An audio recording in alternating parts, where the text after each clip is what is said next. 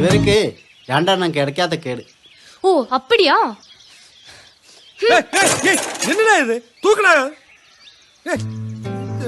புக்கடா. என்னடா இது?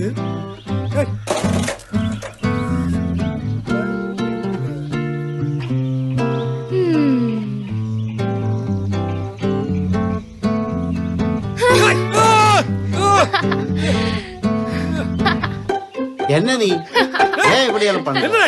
தூக்குடா.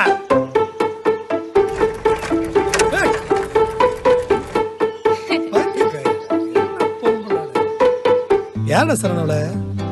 அது லூசு மாதிரி தெரியுது. அப்படியா? சரி விடு, வா.